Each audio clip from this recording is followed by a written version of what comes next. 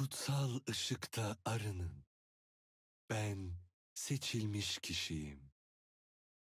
Yaratılanı sev, Yaradan'dan ötürü. Ben alt tarafı bir çobanım. Ben seçilmiş kişiyim. Işık ancak karanlıkta görünür. Zafer inananlarındır.